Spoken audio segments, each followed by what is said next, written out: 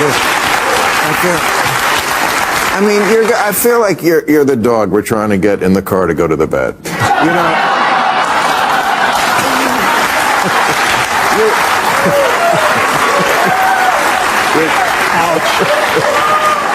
During the most recent episode of Real Time with Bill Maher, liberal MSNBC pundit Stephanie Ruhle teamed up with Maher to stage an intervention of sorts for conservative columnist of the New York Times, Bret Stephens, who is a critic of Donald Trump, but can't quite bring himself yet to vote for Vice President VP Harris. And along the way, they address the hypocrisy coming from MAGA, who demand that Democrats tone down their rhetoric, while all the while, Donald Trump uses the most divisive and incendiary rhetoric in modern politics. But before we unpack all that, if you end up liking this video and you want to support the channel, please be sure to hit the like, subscribe, and alert bells before you go. All right, friends, we have several clips to talk about in this video. This most recent episode of Real Time with Bill Maher was a bit different in the sense that it didn't have a striding Trump supporter to be the foil for the group. But they did have Bret Stephens. Now, Bret Stephens is a very famous New York Times columnist. He's very smart, very principled in his own way. He gets on my nerves a lot because, of course, as a conservative, I feel like he is too generous to the Republican Party even now. And he grades the Democratic Party very harshly by comparison. However, to give the devil his due, he's always been a critic of Donald Trump. He was never a supporter of Trump the moment that Trump stepped on into the political arena. In 2015, Bret Stephens was a vocal critic of Trump, recognizing him as an ideologically inconsistent, unprincipled, malignant narcissist. So he's been very consistent on that, but for some reason he still can't quite bring himself to commit to voting for Vice President VP Harris. And so I want to play a couple of clips where Maher and Stephanie Ruhle, who was hilarious, by the way, liberal MSNBC pundit, they basically try to stage an intervention for him. That's it. I mean, I feel like you're the dog we're trying to get in the car to go to the vet. You know?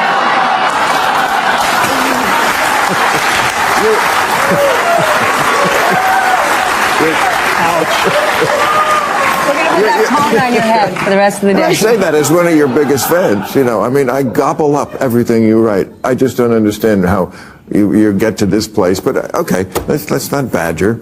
But do you know, for the last 2 weeks, I've been going on and on. Like, I can't figure out where informed undecided voters are. I'm like, who's the person who has a list on their refrigerator of like, well, she said this and he said, I'm like, who is this person? And then I opened the New York Times 3 days ago and it's you.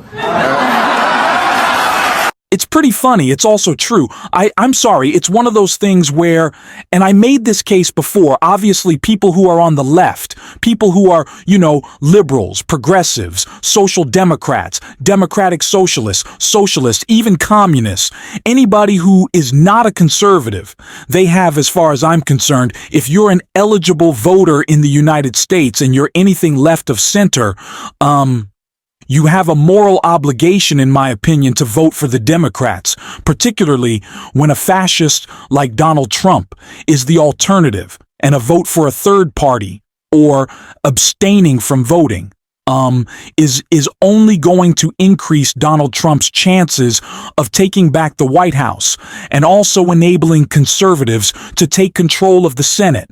They already control the House. They already control the Supreme Court. It would be a disaster if the Republicans are left in control of any of the branches of government. And I'm happy to make that case. I believe that's where we are. But I've also tried to make the case that even if you're a principled conservative, like you believe in fiscal responsibility, small government, whatever that means, a strong national defense, you still have an obligation, my opinion. Or rather, I should say, it's much more rational to vote for Vice President Harris than Donald Trump, because Donald Trump is not a conservative. He's just really not. I mean, so Donald Trump blew up the deficit. He spent all 4 years in office, Even prior to COVID, some people try to excuse or hand wave his précis because of COVID spending. But the fact of the matter is, even when Donald Trump came into office, he inherited a really good economy from President Obama. And he deficit spent his first year, his second year, his third year, his fourth year, and it got worse, obviously, under Co. But even if you control for Co, Donald Trump effectively spent twice as much as President Biden in the Biden administration. So even by conservative standards, he's just fiscally irresponsible, to say nothing of the fact that he's not a patriot, right? This is a man who has demanded presidential immunity, effectively placing him above the law. He has rhetorically and diplomatically bent the knee to foreign dictators and autocrats like Xi Jinping and Vladimir Putin. Everything that Donald Trump, in terms of policy, with the exception of tax cuts for the rich and packing the federal judiciary with young conservative justices or judges, everything flies in the face of what conservatives say that they stand for. So somebody like Bret Stephens, as far as I'm concerned, he has no good argument to abstain from voting for Vice President VP Harris, even if he disagrees with her on policy, because at the very least, she's also not an insurrectionist. She will also observe the peaceful transfer of power. And as Liz Cheney says, Republicans can survive 4 or even 8 years of quote-unquote bad policy, if that's what you think the Democrats are capable of. But can the country, including conservatives, survive a second Trump administration? The fact that the chance that we don't is greater than 0, in my opinion, is enough to end the argument. So I want to play some other clips as well, from a lengthier exchange between Ma and Rule and Bret Stephens when it comes to the topic of rhetoric. So one of the things that we've heard here lately in the aftermath of the second attempt on Donald Trump's life is that Democrats are somehow responsible for this because of their quote-unquote incendiary rhetoric, because they correctly describe Donald Trump as a threat to democracy.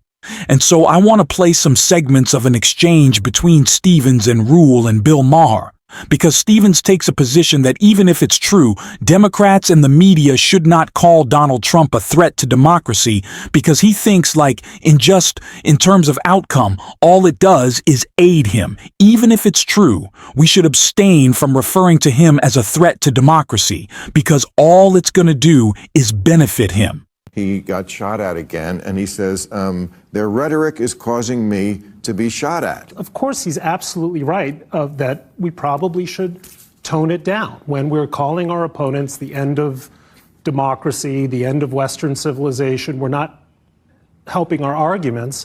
I disagree. That's a dumb argument, I think, because that's their argument, which is that you guys are saying Trump is a threat to democracy. But he is a threat to democracy. The answer can't be that we can't say what's true. Every time the left calls Trump a threat to democracy, Americans remember that in 2016, guys like me were calling Trump a threat to democracy, and here we are. You don't stop calling out the truth because people aren't listening, right? When Donald Trump tells lie after lie, you don't say, well, nobody seems to care. It's our job in the media, right? When people complain, Donald Trump got fact-checked way more than Kamala Harris did. You're damn right he did. You know why? He told more lies. I have thoughts on this couple of things. Number one, I like the fact that Bret Stephens is optimistic about the vice president's chances of victory. So am I. But it's nice to see a conservative also reiterate that I hope he is correct and that the vice president will win the election. But what's interesting is, and I'm actually kind of surprised, because again, Stephens he presents himself as a principled conservative. But what I hear effectively is don't tell the truth, because the truth is politically inconvenient. And telling the truth about Donald Trump will only inflame support of him. And what's interesting about that is you could make an argument, like for sheer utilitarian purposes, that, you omit certain details when they are politically inexpedient. The fact of the matter is that political rhetoric, political messaging, propaganda, political correspondence on the right or the left. Everywhere by definition you editorialize, right? Because you're not going to tell all the truth. Like you're not going to say everything. You're not going to utter every fact, right? You're going to choose to focus on some things compared to others. The right does it. The left does it. Everybody does it. But what's interesting is the same guy who says, hey, even if this is true, don't talk about it. Because it's going to make the situation worse. It's only going to increase the likelihood that Donald Trump, wins, is also the same guy who says he can't bring himself to vote yet. Yet he says he's open to it, but he's not there yet, that he can't bring himself at the moment to commit to voting for Vice President VP Harris. But why? Right? So presumably it's because he thinks that it would undermine his conservative beliefs, but not like it's almost like he's saying he's willing to sacrifice or undermine his conservative beliefs about, truth telling and saying the truth, no matter how uncomfortable it is, because it might help Trump, but he won't vote for VP Harris because it undermines his conservative principles. It seems to be like mutually exclusive. So, okay, here you'll walk away from or kind of undermine the conservative principle of truth telling because it's politically inconvenient. But here you won't, kind of step away from your conservative principle to vote for a Democrat. But that's also politically inconvenient because that also helps Trump. You see what I'm saying? Plus, I think that by normalizing Trump, which I think is the unfortunate effect of or the unfortunate consequence of what Bret Stephens is suggesting, is only going to make things worse. Trump benefits from this idea that he's treated normally, right? Bret Stephens can say that the media treats Trump abnormally, and at times they have, and rightly so, as Maher and Stephanie Rule point out. But the problem is kind of the whiplash. We call him an existential threat to democracy. But then in so many other ways, we treat him as though he's just a regular politician. I think it's that dissonance which has confused so many Americans and made it permissible socially and politically for so many Americans to support him. Oh, okay. You say he's a threat to democracy, but CNN will have him on, do a town hall, shake his hand, smile, laugh at his jokes, not ask him about that time he tried to insurrecto. As far as I'm concerned, I'm with Maher and Rule on this.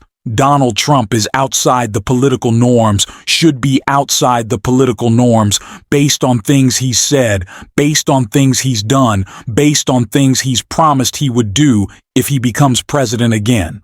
And I'm sorry, but I think that should carry a reputational, social, and political consequence. I think you should be punished politically, socially, and reputationally.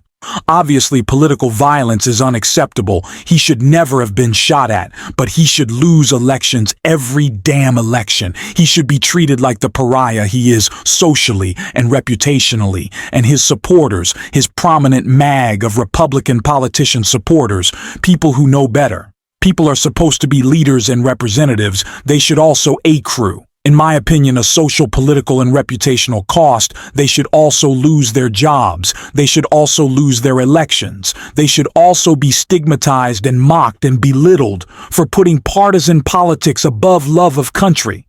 And to the extent you could make the argument that this helps Trump, I don't see it. But even if so, this situation, the truth is so damn important that it would be crazy for us to normalize Trump in this way. So again, really good episode. You should watch the full thing. I expect that, in the end, Bret Stephens will vote for the vice president. And so if you want to support us as always, you can hit that subscribe button, leave a like on this video. And if you stuck around to the end, drop a blue heart in the comments. And until next time, I'll see you soon.